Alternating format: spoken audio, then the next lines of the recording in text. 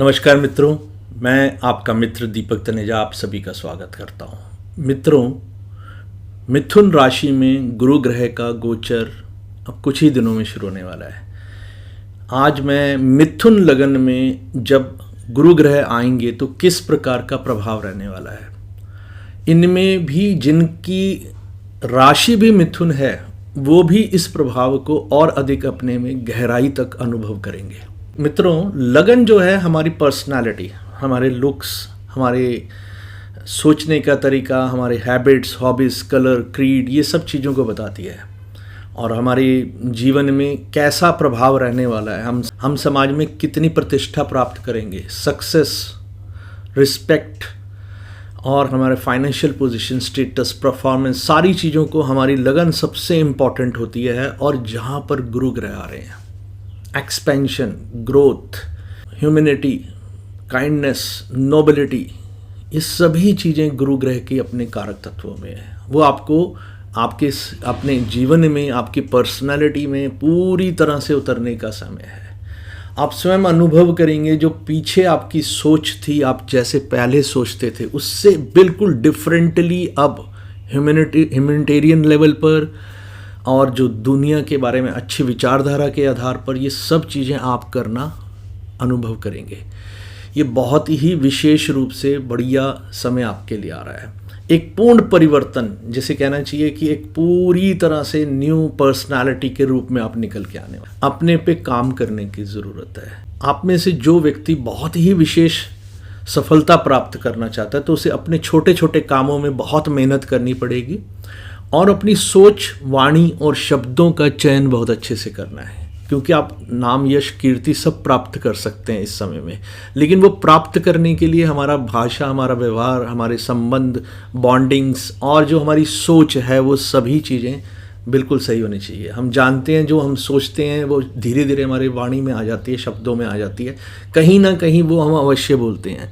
तो सोचने के तरीके में भी अगर ह्यूमैनिटेरियन पार्ट हमारा बढ़ जाएगा, नोबिलिटी, काइंडनेस, दूसरों के सुख दुख को हम अनुभव करेंगे तो बहुत ही अधिक प्रभाव पड़ेगा। जेमिनी वाले लोग बहुत ही इंटेलिजेंट होते हैं तो बड़ी जल्दी अब्जॉर्ब कर सकते हैं, और ड्यूल साइन है तो दो मुंह हैं तो आप किसी भी एक चीज़ को की तरफ जाने में आपको दिक्कत नहीं होती। ड्यूलिटी और म्यूटेबल यानी कि बहुत परिवर्तनशील लोग हो आप, तो आपके लिए ये बहुत आसान है अपनी इन सब चीज़ों को परिवर्तित करना। टॉकेटिव रहते हैं, इंटेलिजेंट हैं, साइंटिफिक होते हैं, पढ़ाई लिखाई में बहुत इंटरेस्ट होता है, हाथों से काम करना और अपनी चीज़ों को अच्छे से दुनिया के सामने रखना, और सचमुच एक विशेष रूप से एक अच्छे लेखक, आर्टिस्ट, क्रिएटर और आप ये कह सकते हो म्यूजिशियंस जो होते हैं उनमें आप लोगों का बहुत बड़ा नाम नंबर रहता है। इसमें भी विशेष रूप से मैं कहूँगा कि और अगर आप देखेंगे तो टीचर्स के, मेंटर्स, गाइड, ये सब में भी आप लोग बहुत विशेष ध्यान रखते हैं। अब गुरु ग्रह आपके सप्तमेश और 10th हाउस के लॉर्ड होकर आपके लगन के अंदर आ रहे हैं। ये आपको एक तो वर्कहोलिक बनाएंगे और आप सबके साथ बहुत अच्छे रहेंगे क्योंकि दृष्टियाँ बहुत शुभ हैं। पंचम, सप्तम, नवम भाव पे दृष्टियाँ, भाग्य पूरी तरह साथ देने वाला है। आपको बस सही से मेहनत करनी है। आप इस समय में दूसरों को बहुत ज़्यादा सम्मान देंगे, अच्छी बात है, लेकिन इतना भी मत करें कि अपनी वैल्यू को डिग्रेड करके करें। अपने आप पे काम करना है। कहाँ से ज्ञान प्राप्त हो सकता है, कहाँ से नॉलेज मिल सकती है, कहाँ से विजडम मिल सकता है, और वो विजडम लेके शेयर करें, अपने साथ सबको जोड़ने का प्रयास करें।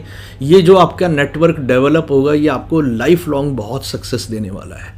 तो इस समय में अपनी शक्तियों को सही दिशा देना, अपनी एनर्जीज को पूरी तरह डेडिकेटेड होके लगा देना ताकि कोई चीज़ की कमी ना छूट जाए, ये सब काम आपको करना है। मित्रों, आपके लिए ये वो समय है जब आप पूरी रूप से पिछले जितने भी जीवन के अनुभव हैं उनसे बिल्कुल अलग कोई सक्सेस की कहानी लिख सकते हैं।